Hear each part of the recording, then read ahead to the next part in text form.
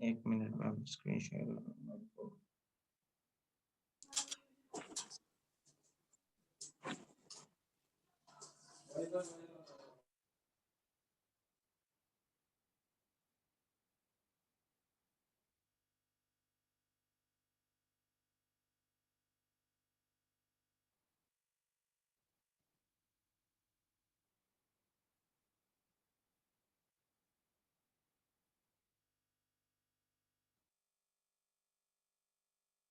Alright, अच्छा जी।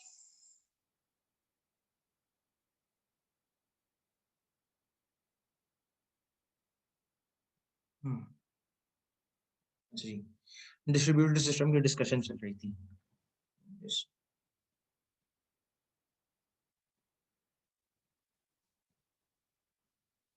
इसको समझने के लिए आसान तरीका है कि ये है,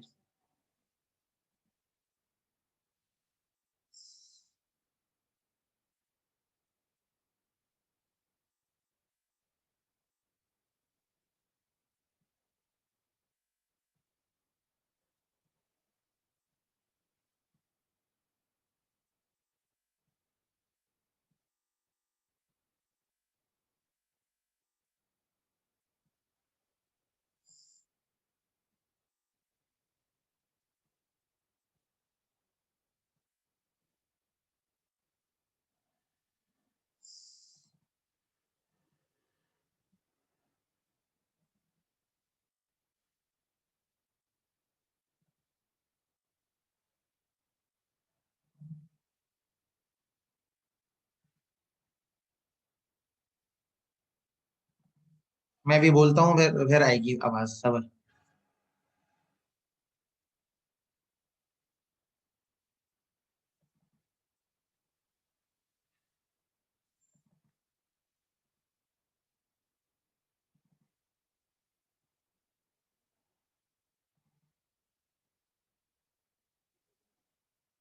अच्छा जी, डिस्ट्रीब्यूटेड सिस्टम को समझने के लिए आसान मैकेनिज्म ये है कि मिसाल के तौर पर आपके पास मल्टीपल डिवाइसेस हैं, ठीक है।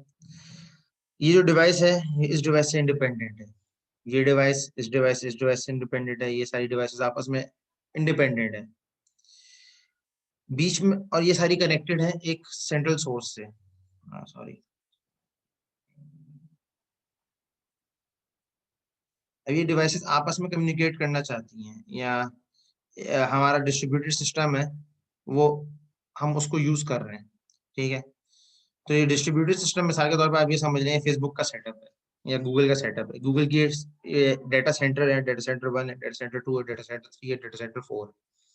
और ये डिवाइसेस हैं बेसिकली जो गूगल को एक्सेस करना चाहती हैं। अब इन डिवाइसेस के ऊपर सिस्टम कुछ चल रहा है, इस डिवाइसेस के ऊपर सिस्टम कुछ चल रहा है। मिसाल के तौर पर ये लिनक्स बेस्ड है, ये विंडोज बेस्ड है, ये लिनक्स बेस्ड है, ये फिर मैकिन्टोश है, और ये लिनक्स बेस्ड है, ये मैकिन्टोश है, ये लिनक्स बेस्ड है, ये एंड्रॉइड डिवाइस है, ठीक है। तो ये डिफरेंट सिस्टम्स को एक सेम इंटरफेस मिले, इस चीज को डील करने के लिए हमारे पास मिडिलवेयर होता है, ठीक है। अब मैं इतनी डिटेल में जाना नहीं चाह रहा था, मजबूरन जाना पड़ गया। ये इसके पूरी थ्योरी है, पूरी कहानी है, पूरा कोर्स है, इसको डिस्कस करना पड़ता है। तो थोड़ा हल्का ही रखें ताकि आप लोग कंफ्यूज ना हो ज्यादा। तो मिसाल के तौर पे अब हमें इन चार डिफरेंट डिवाइसेस को सेम इंटरफेस देना है, और ये चार डिवाइसेस के ऊपर रिसोर्सेज पड़े हैं अलग अलग, ठीक है। ये चार डाटा सेंटर्स हैं, चार डिवाइसेस हैं। तो डिस्ट्रीब्यूटेड सिस्टम क्या करता है कि जितनी भी डिफरेंट डिवाइसेस हैं, ठीक है, ये जाहिर सी बात है इंटरनेट से आपस में कनेक्टेड है। अब इन इसके अपना आईपी एड्रेस, इसका अपना आईपी एड्रेस, इसका अपना आईपी एड्रेस, इसका अपना आईपी एड्रेस है, इसका डिफरेंट आईपी एड्रेस, इसका डिफरेंट आईपी एड्रेस, इसका डिफरेंट आईपी एड्रेस, इसका डिफरेंट आईपी एड्रेस है। और आपस में हम इनकी कम्युनिकेशन करवाना चाहते हैं और एक यूनिफॉर्म इंटरफेस देना चाहते हैं इन सबको, ठीक है। तो जब भी मैं मिसाल के तौर पे google.com लिख के एंटर करूं तो मेरे पास एक ही पेज लोड हो, ये ना हो मैक पे ओपन कर रहा हूँ तो कुछ और ओपन हो रहा है, और इसी तरीके से विंडोज पे ओपन कर रहा हूँ कुछ और ओपन हो रहा है, एंड्रॉइड पे ओपन कर रहा हूँ कुछ और ओपन हो रहा है। तो इस चीज को डील करने के लिए मिडलवेयर होता है, ठीक है। इसको आप ब्रेन ऑफ डिस्ट्रीब्यूटेड सिस्टम भी कह सकते हैं, ठीक है। इसका काम बेसिकली ये होता है कि ये डिफरेंट जो आपके पास हेट्रोजीनियस डिवाइसेस हैं, इनके हेट्रोजीनिटी को रिजॉल्व करके एक सिंपल सबको एक यूनिफॉर्म इंटरफेस प्रोवाइड करे। ठीक है, तो जो आर्किटेक्चर्स इंटरनेट के अंदर यूज होते हैं, जैसे क्लाइंट सर्वर था, पीयर टू पीयर था, इसी तरीके से डिस्ट्रीब्यूटेड भी होता है। डिस्ट्रीब्यूटेड आर्किटेक्चर हम जहां वहां यूज करते हैं जहां पे हमारे रिसोर्सेस डिफरेंट मशीन्स के ऊपर डिस्ट्रीब्यूट हुए हैं। ठीक है, और जाहिर सी बात है फिर उनको कनेक्ट करने के लिए ओवर द इंटरनेट हम लोग आपस में डिवाइसेस को कनेक्ट करते हैं, और ये मिडिलवेयर बेसिकली इस चीज का रिस्पॉन्सिबल होता है कि सबको एक ही इंटरफेस प्रोवाइड करे और एक ही तरीके से रिसोर्सेस सबको मिले। तो जो भी डिवाइस मिडिल डिस्ट्रीब्यूटेड सिस्टम का पार्ट बनेगी वो इन चारों डिवाइसेस के रिसोर्सेज को एक्सेस कर सकती है with the help of this middleware.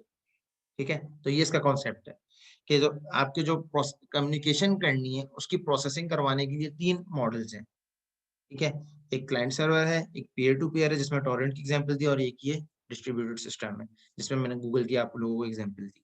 Clear है ये सबको?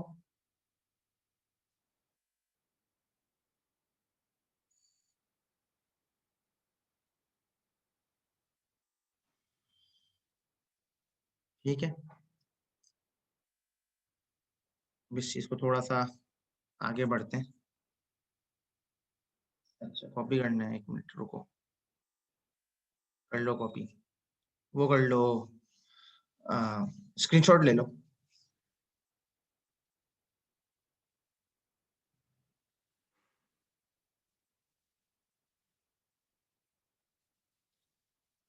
स्क्रीनशॉट ले लिया?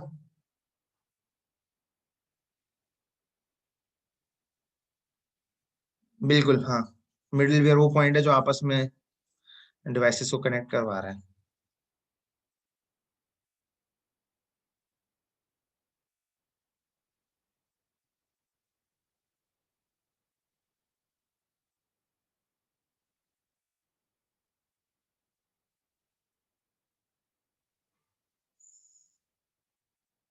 चले,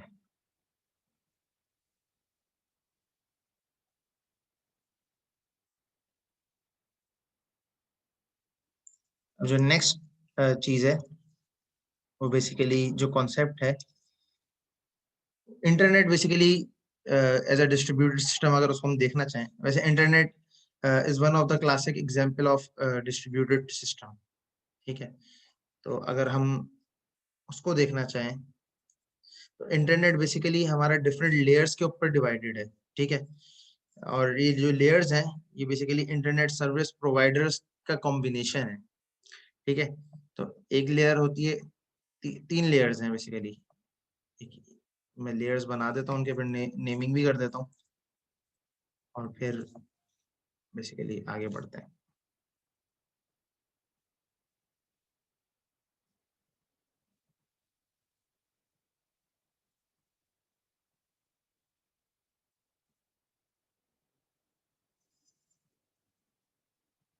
इसको लेयर 1, लेयर 1 नहीं कहते, इसको टेयर 1 कहते हैं। टेयर 1 आईएसपी, ये टेयर 2 आईएसपी,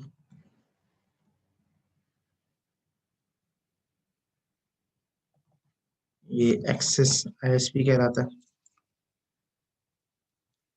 आईएसपीआर नहीं है।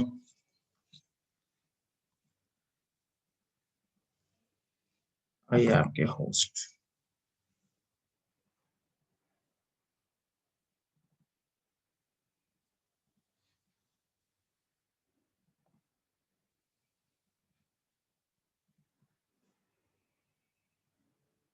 ठीक है, ये आपके पूरे इंटरनेट का कह लें आप लेयर्ड आर्किटेक्चर है। ठीक है, लेयर आर्किटेक्चर इस सेंस में कि किस तरीके से network, internet basically world wide distributed है। ठीक है, अच्छा, जो टेयर 1 है उसके ऊपर कौन कनेक्टेड होता है, सेकंड लेयर पे कौन कनेक्टेड होता है, थर्ड लेयर पे कौन कनेक्टेड होता है, ये समझना जरूरी है। जो लेयर 1 है, ठीक है, वो बेसिकली आप वैन की लेयर है। ठीक है, और इसको आप बैकबोन ऑफ इंटरनेट भी कह सकते हैं। बैकबोन ऑफ इंटरनेट कहने का मतलब क्या है यहाँ पे? बैकबोन ऑफ इंटरनेट इसलिए कह रहे हैं कि ये वो बेसिकली लेयर है जिससे पूरे वर्ल्ड में बेसिकली आपका इंटरनेट डिस्ट्रीब्यूट होता है, ठीक है। इसके बाद जो टीयर 2 है, ठीक है, टीयर 2 को आप कंट्री वाइड लेयर कह सकते हैं, ठीक है। यानी एक वर्ल्ड वाइड लेयर है, वर्ल्ड वाइड लेयर के बाद कंट्री वाइड लेयर है, कंट्री वाइड लेयर के बाद आपके लोकल आईएसपीज हैं, जिस तरीके से हमारे पाकिस्तान में पीटीए है, पाकिस्तान टेलीकम्युनिकेशन एसोसिएशन, ठीक है। तो वो बेसिकली हमारी चीज़ों को वैलिडेट या कर रही होती है। और उसके बाद आपके होस्ट होते हैं, जो कि बेसिकली आपकी डिवाइसेस हैं। ये होस्ट आपके फाइबर ऑप्टिक वाले भी हो सकते हैं कि वो आईएसपी, एक्सेस आईएसपी से खुद होस्ट बने और उसके बाद फर्दर होस्ट कनेक्ट हो जाए, ठीक है। तो ये 4 लेयर्स के अंदर बेसिकली आप अगर पूरे नेटवर्क को देखें, अपने पूरे वर्ल्ड के इंटरनेट को देखें, तो वो डिवाइड डिस्ट्रीब्यूट होता है, ठीक है। टीयर 1 पे वर्ल्ड वाइड है, जिस तरीके से मिसाल के तौर पे सुना भी होगा कुछ अर्से पहले, फाइबर इंटरनल फाइबर जो आ रही है पाकिस्तान तक, वो ब्रेक हो गई थी, तो इंटरनेट सर्विस खराब हो गई थी। फिर वो बाद में सही करी, डिफरेंट जो भी उसका तरीका है उस तरीके से उसको सेट करा, फिर उसके बाद वो बेसिकली सही हुआ, वो चीज़ सही हुई। इसी तरीके से टीयर 2 कंट्री वाइड है कि आप टीयर 1 से आपने डाटा लिया, आप कंट्री पे आ गए, कंट्री के बाद आपने एक्सेस आईएसपी, इसमें आप पीटीए को भी डाल सकते हैं इसमें भी, और इस 4th लेयर में भी पीटीए को डाल सकते हैं, ठीक है। पीटीए आ गया एक्सेस लेयर, एक्सेस आईएसपी पे, इंटरनेट सर्विस प्रोवाइडर, आईएसपी का मतलब है। और होस्ट आपकी डिवाइसेस जो बेसिकली कनेक्टेड हैं उस स्पेसिफिक टाइप ऑफ कंपनी से, या स्पेसिफिक टाइप ऑफ जो रिसोर्स जो इंटरनेट सर्विस प्रोवाइडर है उससे, ठीक है।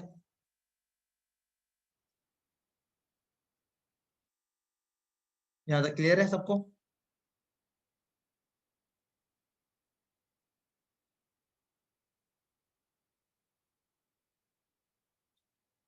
ये चीज क्लियर है सबको? यहाँ तक क्लियर है सबको? आईएसपी वाली ये सारी मैकेनिज्म समझ आ गया?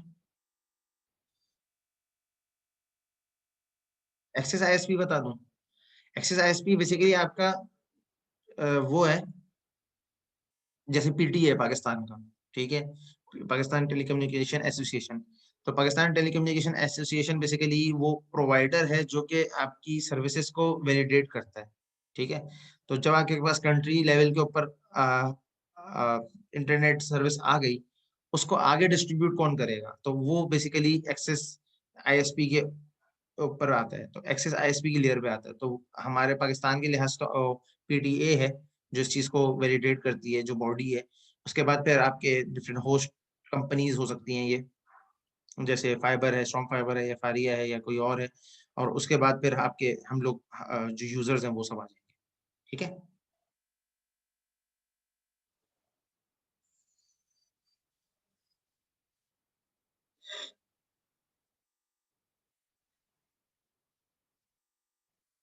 चलिए गुड है, मैं इसको इरेज कर दूं फिर।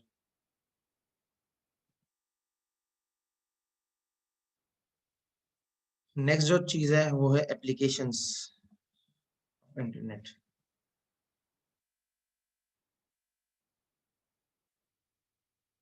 सबसे आसान टॉपिक है आज का।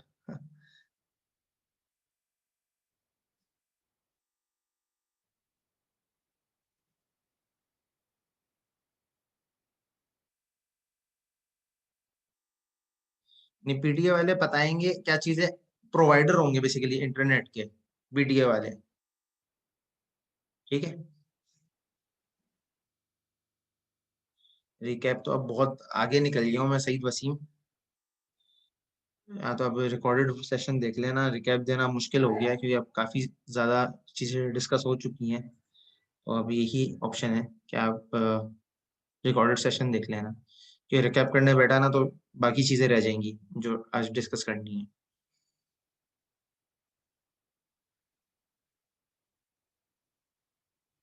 अच्छा जी, एप्लीकेशंस ऑफ इंटरनेट, ठीक है। तो डिफरेंट एप्लीकेशंस हैं जो कि हम ओवर द इंटरनेट यूज करते हैं। वैसे तो हम लोग सबसे ज्यादा तो ब्राउजिंग ही कर रहे होते हैं, लेकिन ब्राउजिंग के अलावा सबसे ज्यादा जरूरी काम की चीजों में से 3 चीजें, ठीक है। एक तो आपका ईमेल है, ठीक है, और ईमेल को सेंड करने के लिए भी डिफरेंट प्रोटोकॉल्स हैं। एक तो एसएमटीपी है, ठीक है, SMTP protocol, simple mail transfer protocol इसको कहा जाता है, एसएमटीपी, ठीक है। इसी के इसके अलावा आई मैप एक प्रोटोकॉल है, इसका MIMP एक प्रोटोकॉल है, तो different MIME sorry MIME protocol है।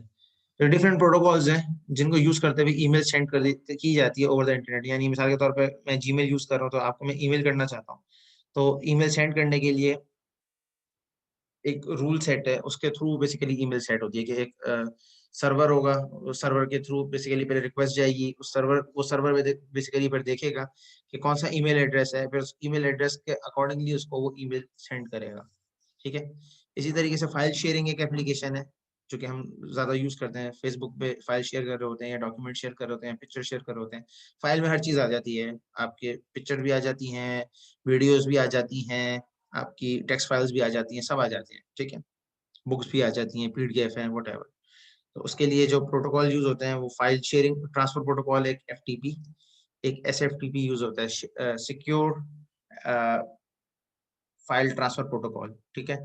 सिक्योर फाइल ट्रांसफर प्रोटोकॉल और FTP में, सिंपल FTP में ये फर्क है कि SFTP हर दफा जब भी आप फाइल अपलोड करते हैं या शेयर करते हैं, तो उसको पहले ऑथेंटिकेट करता है कि जो आपका कनेक्शन है जिससे आप डाटा सेंड कर रहे हैं, क्या वो वैलिड है या नहीं है। अगर वैलिड है तो वो डाटा सेंड करता है, अदरवाइज नहीं करता। जबकि FTP में जब एक दफा आपका कनेक्शन स्टेब्लिश हो गया, उसके बाद वो डाटा आप शेयर कर सकते हो, ठीक है। इसी तरीके से एक और एप्लीकेशन है VoIP, वॉइस ओवर IP, जिसकी सबसे बड़ी एप्लीकेशन है आपके पास स्काइप है, जूम है जो हम यूज कर रहे हैं, और इसी तरीके से आपकी व्हाट्सएप कॉल है, मैसेंजर कॉल है, ये सारी चीज़ें वॉइस ओवर IP हैं, ठीक है। इसके भी डिफरेंट प्रोटोकॉल्स हैं। एक H.2 H.210 है। ये प्रोटोकॉल बेसिकली यूज होता है सबसे ज़्यादा स्काइप के अंदर, ठीक है। ये इंक्रिप्शन प्रोटोकॉल है बेसिकली, कि जब आप डाटा वॉइस ओवर IP पे सेंड करते हैं, तो उसको किस तरीके से ब्रेक किया जाए कि आपकी जो वॉइस है वो भी, या डाटा है वो भी लॉस ना हो और इंटरनेट के ऊपर भी लोड ना आए। तो उस चीज़ को हैंडल करने के लिए डिफरेंट प्रोटोकॉल्स हैं, उसमें से एक ही प्रोटोकॉल है H.210, जिसका नाम है। और भी हैं, और लेकिन सबका काम बहरहाल एक ही है।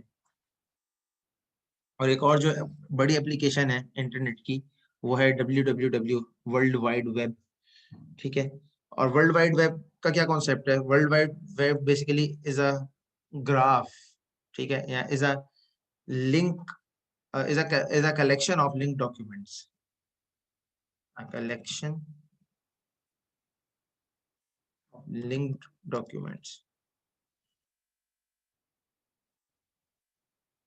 लिंक का मतलब यहाँ पे जो आप हाइपर लिंक बनाते हैं, ठीक है, जिससे आप बेसिकली एक वेबसाइट है, ठीक है, आप उस वेबसाइट के अंदर नेविगेशन रखते हैं, ठीक है, जो मेन्यू बार होता है उसको नेविगेशन कहा जाता है।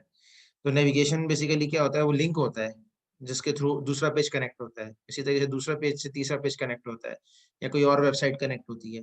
तो WWW को इसीलिए कलेक्शन ऑफ लिंक डॉक्यूमेंट्स भी कहते हैं। इसके अंदर जो इसका जो बेसिकली टारगेट था, ये प्रपोज करने का, वो टारगेट ये था कि किस तरीके से एक स्टैंडर्ड बन जाए जिसके थ्रू हम डॉक्यूमेंट्स को वर्ल्ड में आपस में एक दूसरे से शेयर कर सकें, ठीक है। तो मिसाल के तौर पे अगर लिखा हुआ है https://google.com/lead, ठीक है, ये लिखा हुआ है। तो इस पूरे URL में ये HTTPS है, ये बेसिकली बता रहा है कि प्रोटोकॉल कौन सा है सिक्योरिटी का, ठीक है, जिस फाइल को आप एक्सेस कर रहे हैं। ये आपके रूट होस्ट बता रहा है कि आप बेसिकली जो आपका रूट है या रूट फाइल सिस्टम है वो कहाँ पर है, वो इस URL के ऊपर रखा हुआ है।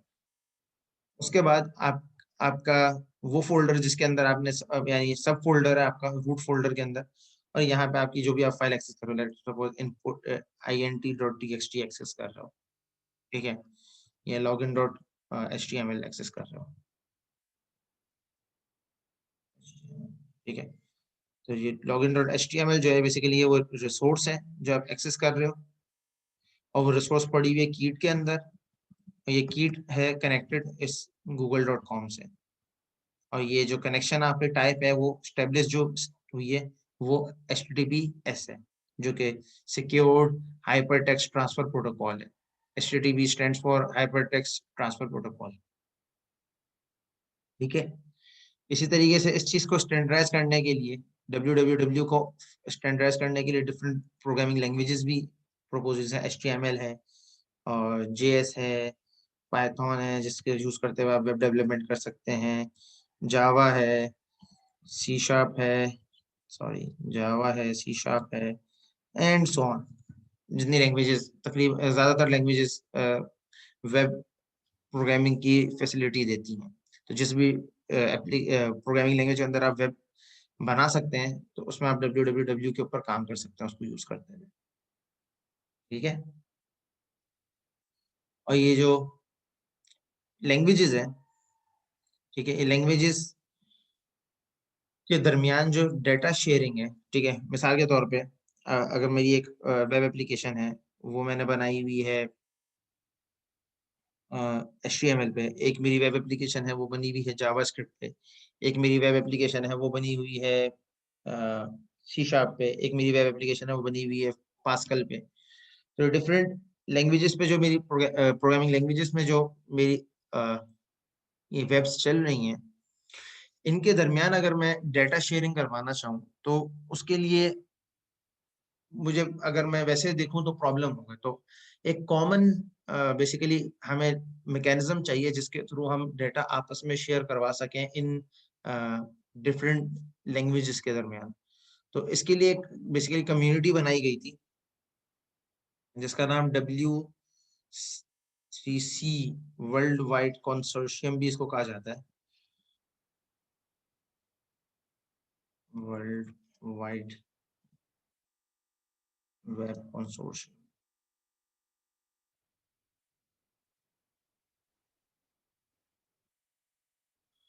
तो world wide web consortium basically वो एसोसिएशन है, ये बनी थी 1994 में, और इसका टारगेट ये था बेसिकली कि आप किसी भी प्रोग्रामिंग लैंग्वेज में किसी भी टाइप की वेब के ऊपर काम कर रहे हो, डेटा शेयरिंग का जो मैकेनिज्म है वो यूनिफॉर्म होना चाहिए, ताकि डेटा अगर आप आपस में शेयर करना चाहें एक प्रोग्रामिंग लैंग्वेज से दूसरी के दरमियान, तो वो आपके लिए आसान हो। तो उसके लिए इन्होंने सबसे पहले XAML एक्सटेंडेड मार्कअप लैंग्वेज बनाई थी।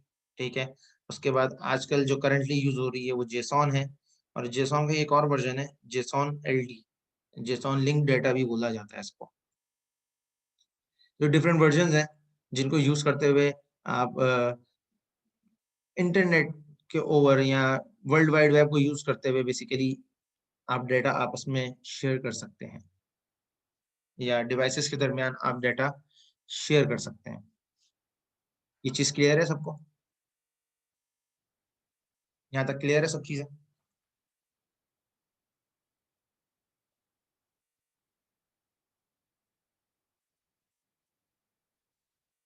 कोई क्वेश्चन है? नहीं है? अच्छा, क्लियर है। और अली फैसल को शायद क्वेश्चन है, पूछो अगर है तो।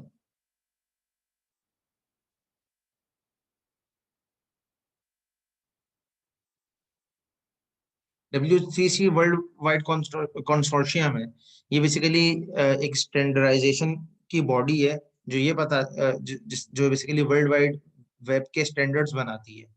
ठीक है, कि HTML आज से world wide web standard language है एक। ठीक है, ये कौन बताएगा? ये वर्ल्ड वाइड W3C बताएगा। जावास्क्रिप्ट एक स्टैंडर्ड लैंग्वेज है, ये कौन बताएगा? ये W3C बताएगा। तो स्टैंडर्डाइजेशन के लिए जो बॉडी है वर्ल्ड वाइड वेब में, वो बेसिकली W3C है। तो W3C का कहना है कि आपका डाटा ऐसे फॉर्मेट में होना चाहिए कि वो डिफरेंट टेक्नोलॉजीज के ऊपर डिपेंडेंसी ना हो उसकी, अगर आप कम्युनिकेशन करवाना चाहें तो कम्युनिकेशन करवा सकें। तो उसके लिए आपके पास XAML है, जेसॉन LD है, ये तीन ऐसी अप्रोचेज हैं जिनको यूज करते हुए आप डाटा किसी भी प्रोग्रामिंग लैंग्वेज में हो आप इसको यूज कर सकते हो। HTML के साथ भी आप एक्सएमएल पार्ट्स कर सकते हो, JS के साथ भी, पाइथन के साथ भी, जावा के साथ भी, C# के साथ भी, सिमिलर जेसॉन के साथ। करंटली ज्यादातर टेक्नोलॉजी जेसॉन को यूज करती है। एंड्रॉयड, इवन एंड्रॉयड और iOS डिवाइसेस भी जेसॉन यूज कर रही हैं। तो basically standard data sharing establish हो गई एक तरीके से, आप ये कह सकते हो। ठीक है, क्लियर है अली फैसल?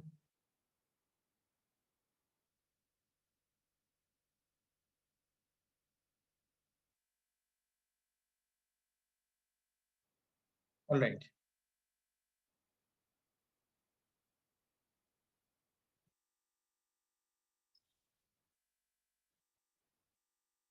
आगे बढ़ते हैं और बात कर लेते हैं इंटरनेट के डेटा शेयरिंग प्रोटोकॉल्स की, कि जिसमें इसको ज्यादा बेहतर समझाने के लिए एक पहले एक एग्जांपल समझ लेते हैं, इससे चीज ज्यादा बेहतर समझ आ जाएगी। ये है,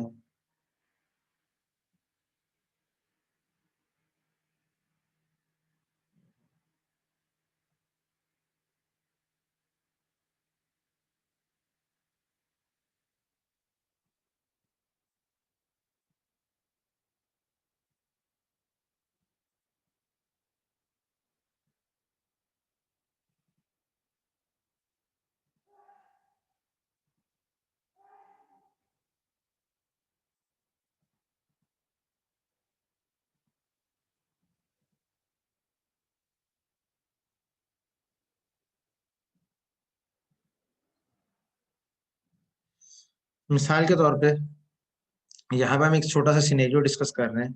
सिनेरियो ये है कि अगर मिसाल के तौर पे एक दोस्त दूसरे दोस्त को कोई एक तोहफा भेजना चाहता है, ठीक है, तो वो कैसे जाता है? ठीक है, एक शिपमेंट की एग्जांपल देख लेते हैं। उससे फिर इस शिपमेंट को बेसिकली हम मैप करेंगे अपने अपने इंटरनेट के कंट्रास्ट में।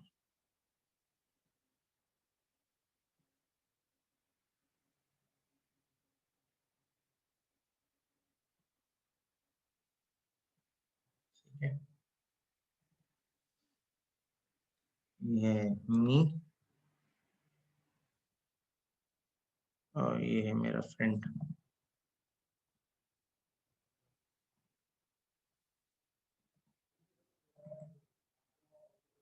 और ये है शिपिंग।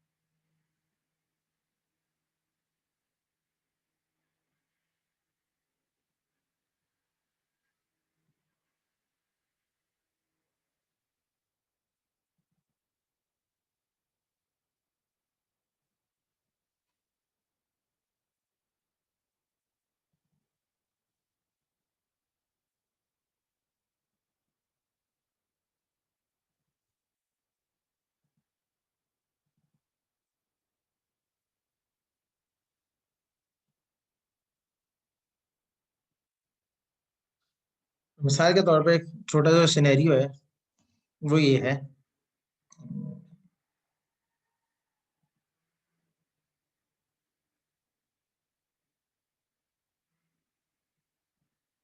हम्म, मिसाल के तौर पे मैं रहता हूँ पाकिस्तान में, ठीक है, और मैं सेंड करना चाहता हूँ अपने दोस्त को जो कि जर्मनी में रहता है एक गिफ्ट। ठीक है, तो मैं क्या करूँगा कि मैं जाऊँगा किसी भी शिपमेंट कंपनी के पास, DHL है, TCS है, लेपर्ड है, डिफरेंट है। मैं गया DHL के पास मैंने बोला भाई मुझे मेरा एक ये शिपमेंट है, ये मेरा गिफ्ट है, ये मुझे अपने दोस्त को भेजना है। उन्होंने बोला अच्छा जी, एड्रेस दें, इंफॉर्मेशन दें। इंफॉर्मेशन ली उन्होंने, इसको पैकेज कर दिया, यानी इसको पैक कर दिया। पैक करने के बाद उन्होंने जो कोरियर की एयरलाइन के थ्रू भेजना था उसको एयरपोर्ट पे पहुंचा दिया। एयरलाइन से मेरा जो पार्सल था या जो मेरा पैकेज था वो शिफ्ट हुआ और चला गया दूसरे सिटी, जर्मनी पहुंच गया। जर्मनी में शिपमेंट कंपनी के पास आया, वहां का जो ऑफिस था उसके पास, और उस ऑफिस में उन्होंने देखा कि अच्छा ये फला फला स्ट्रीट पे फला फला जगह पे रहता है। उस स्ट्रीट के ऊपर, एड्रेस के ऊपर उन्होंने मेरा शिपमेंट रवाना कर दिया, मेरे दोस्त को वो शिपमेंट मिल गया। तो सिमिलर बिहेवियर हमारे इंटरनेट में भी यही होता है। हम लोग जब इंटरनेट पे एक डाटा सेंड करते हैं, एक ईमेल करते हैं मिसाल के तौर पे, तो ईमेल के अंदर भी एक सेंडर होता है, एक रिसीवर होता है। तो मैंने ईमेल लिखी, ईमेल मैंने टाइप करी, उसके बाद मैंने सेंड करी। गूगल का सर्वर था, सर्वर ने दूसरे एंड पे भेजी और मेरे दोस्त को ईमेल मिल गई। ठीक है। और ये एक शिपमेंट कंपनी है। अगर ये ईमेल के सिनेरियो में मैं ले जाऊं, तो ईमेल के सिनेरियो में ये बेसिकली मेरा अ, वो सर्वर होगा जो बेसिकली मेरे ईमेल को सेंड करेगा या ऑथेंटिकेट करेगा कि ये मी है, ये वैलिड ईमेल एड्रेस है, और ये फ्रॉम जिसको जो टू है फ्रेंड जिसको भेज रहे हैं वैलिड है। उसके बाद वो प्रोटोकॉल लगाएगा एसएमटीपी का, सिंपल मेल ट्रांसफर प्रोटोकॉल, या आई आई मैप लगा दे या दूसरा प्रोटोकॉल लगाएगा, और उस प्रोटोकॉल के थ्रू आपका वीपीएन या नेटवर्क डिवाइसेस के थ्रू आपके बेसिकली मेरे पैकेट्स को सेंड करेगा, और मेरे पैकेट बेसिकली जिस भी जगह पे मेरा दोस्त है वहां पे रीऑथेंटिकेट होंगे कि जो ईमेल सेंड की थी क्या वही ईमेल रिसीव हुई है नहीं हुई। अगर वही ईमेल रिसीव हुई है तो फिर मेरे फ्रेंड को मिल जाएगी। अगर नहीं हुई तो दोबारा इसको बोलेगा कि भाई तुम्हारे पास जो ईमेल आई थी वो ईमेल मुझे दोबारा सेंड करो, मेरे पास वो ईमेल सही नहीं आई। ठीक है, तो ये आपस में कम्युनिकेट करेंगे एक दूसरे से, टू एंड फ्रो। ठीक है। तो इंटरनेट पे भी जब हम कोई एप्लीकेशन या कोई डाटा सेंड करते हैं वो इसी तरीके से काम कर रहा होता है। तो, तो इस डाटा को सेंड करने के लिए ओवर द इंटरनेट या ओवर द नेटवर्क हमारे पास दो मॉडल्स हैं, है दोनों लेयर्ड आर्किटेक्चर्स। ठीक है। One is OSI model, open system interconnect जिसको कहा जाता था, ये आप नेटवर्किंग के अंदर डिटेल में पढ़ोगे। और एक टीसीपी आईपी मॉडल है। ठीक है, जिसको इंटरनेट मॉडल भी कहा जाता है। ठीक है। इंटरनेट मॉडल बुक में थोड़ा सा डिस्कस किया गया है तो मैं उसी को डिस्कस करूंगा, इसीलिए मैंने उसी टाइप की एग्जांपल को लिया है, एयरलाइन की शिपमेंट की एग्जांपल को, और उसी के लिहाज से इस चीज को देखेंगे। एग्जांपल क्लियर है ये वाली कि एक सेंडर और रिसीवर बेसिकली कैसे कम्युनिकेट कर रहे हैं। ये सेम नेटवर्क में भी हम ऐसे ही करेंगे। अभी मैं लेयर आर्किटेक्चर बनाता हूँ और उसके बाद उस चीज को उस पर दोबारा मैप करने की कोशिश करते हैं इंशाल्लाह। यहाँ तक क्लियर है वैसे सबको? ये यहाँ से दूसरी डायग्राम स्टार्ट हो रही है। ठीक है।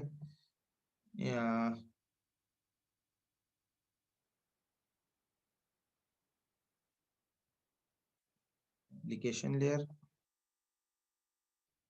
उसके बाद आपकी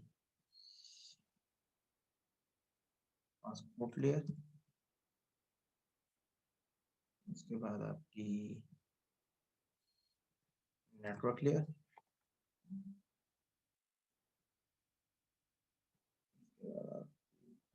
लिंक लेयर। ये चार लेयर्स बेसिकली आपका इंटरनेट सर्व टीसीपी आईपी मॉडल है, या आप इंटरनेट मॉडल कह सकते हैं। मिसाल के तौर पर इस कनेक्शन, इस यूज केस को हम मैप करते हैं इस चार लेयर्स के ऊपर। एप्लीकेशन लेयर वो ऑफिस है जहां पे मैं आके अपना पार्सल दे रहा हूँ। ट्रांसपोर्ट लेयर बेसिकली वो शिपमेंट कंपनी है जिसके थ्रू मैं डाटा सेंड कर रहा हूँ। नेटवर्क वो एयरलाइन है जिसके थ्रू मेरी पार्सल शिफ्ट हो रहा है और दूसरे एंड पे पहुंच रहा है। इसी तरीके से जो लिंक है वो बेसिकली ये जो लाइंस हैं कि इस एड्रेस से इस एड्रेस तक जाना है, ये बेसिकली लिंक है। ठीक है।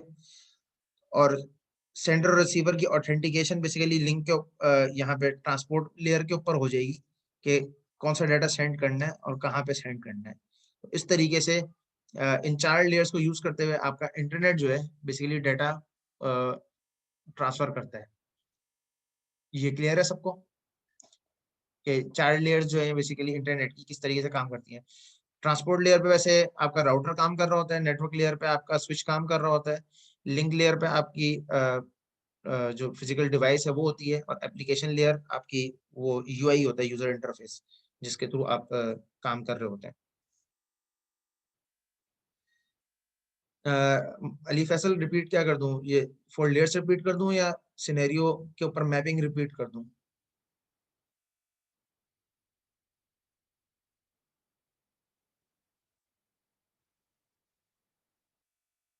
लेयर, लेयर ये 4 लेयर्स हैं बेसिकली, इसको इंटरनेट वो कहा जाता है, ठीक है।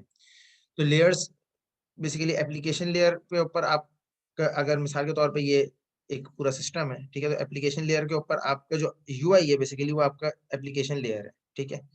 ट्रांसपोर्ट लेयर के ऊपर आपका राउटर होता है, जिसका काम ये होता है वो चेक करना कि कौन सेंड करने वाला है और कहाँ सेंड हो रहा है। नेटवर्क लेयर आपकी वो डिवाइस होती है, स्विच होता है, जिसके थ्रू बेसिकली डाटा सेंड होता है। और लिंक बेसिकली वो आपका लिंक है, लिंक आपके वो बेसिकली जो क्या कहते हैं, आप लिंक में ये कह सकते हैं, लिंक आप जिसके थ्रू बेसिकली डाटा आप ट्रांसफर कर रहे हैं एक पॉइंट से दूसरे पॉइंट पे, ठीक है। तो ये बेसिकली 4 लेयर्स हैं जिनके थ्रू आपका डाटा पूरा ट्रांसफर होता है ओवर द इंटरनेट। सबको क्लियर है?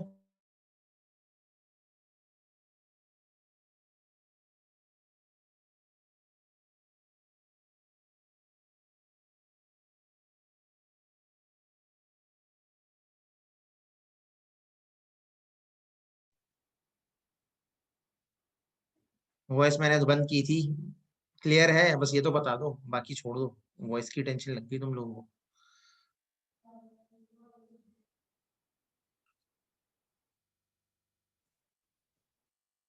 नहीं अभी नहीं, वैस अभी क्लास बाकी है, अभी एक लास्ट चीज डिस्कस करनी है, सिक्योरिटी। ठीक है, मैं सेशन रिस्टार्ट करता हूँ, फिर सिक्योरिटी पर्सपेक्टिव को डिस्कस कर लेता हूँ, ठीक है। आप लोग सब रिकनेक्ट कर लें।